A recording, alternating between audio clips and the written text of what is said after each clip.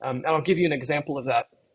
When when administrators of points programs or loyalty programs look at the number of points they have, it's a liability on their balance sheet. And so, they're very concerned. These are heavily financialized, very smart people, financially savvy, smart people who are working on these points programs. And they're going, all right, I've got this much of a liability. I need to roll this much of a liability off my balance sheet. And what this type of product really does is give them another quiver another arrow in the quiver, so to speak. It gives them another tool that they can use to manage the liability points program, and they can customize it. They can say, hey, this month we're going to run a promotion of 10% or 50% or 2-for-1 points, like that kind of promotion to really get a finer, control over the points that they're the programs they are administering. Something that I think is pretty simple is that example you referenced before, what Norwegian Cruise Lines did. And I think this is a great, really solid place for a lot of brands to start into their Web3 area. You don't need to go big or go home. You can start, in the shallow end and figure out what this technology means for your brand by doing something like, I call it a good cause program. This could be something like we already have some kind of corporate giving policy with some NGO or a charitable organization that really represents our brand's values. What we're going to do is partner with a local artist, make something that represents our brand. We're going to make 50 of them, and then we're going to sell them to people that engage with our brand regularly. And then the money from that, the proceeds will be donated to a good cause. Easy, low risk. There's not going to be brand blowback on a crappy launch of an NFT because you're doing something new and you're doing it to try to help somebody else. And brands already doing a lot of CSR work, can see this as another way to stretch their donation and their giving into more awareness among the customers of the good stuff that they're doing. I also saw, not in the brand space, but in the NGO space, saw a really awesome use case from WWF. And they created a series of NFTs for some endangered animals. And so the number of NFTs they had, the number of NFTs that they had was equal to the number of animals that were estimated to be left in existence. And then if you bought one of those, designed and, they're all sorts of cool art.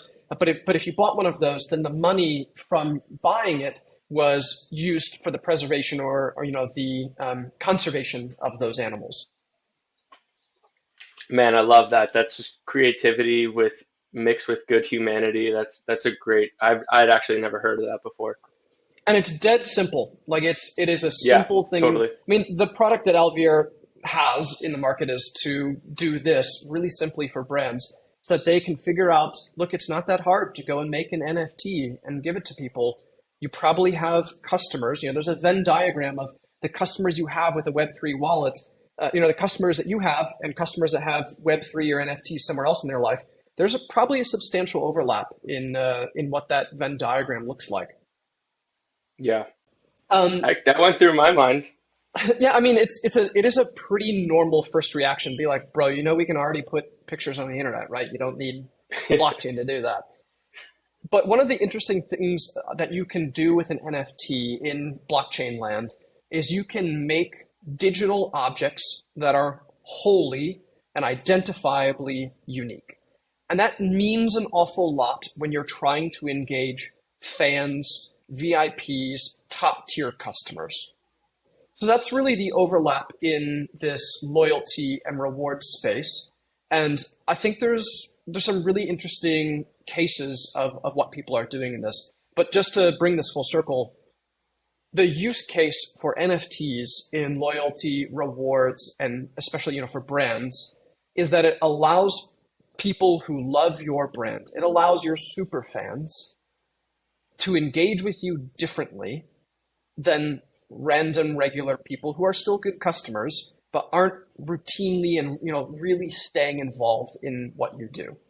And so if you give them unique experiences, if you give customers something better as an exchange for their devotion to your brand, that's really what loyalty programs are about. And so it's just another tool another piece of equipment that people who care and measure brand affinity and measure lifetime value and customer acquisition costs, it's another thing that it's another tool for them to really max those out for the people that care.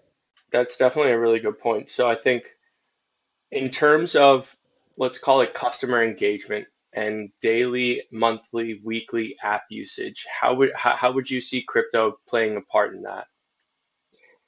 Well, we have really good data about how this actually happens. So one of the reasons why people go and check their phone is because they're checking on some new piece of information that they're expecting to see in their app. I think the times where I pick up my phone the most are often when I'm traveling. So like I'm checking to make sure a flight is on time or something like that. But also, I check prices. I'm living in South Africa, so I check, what the exchange rate is from dollars to rand a couple of times a day, probably.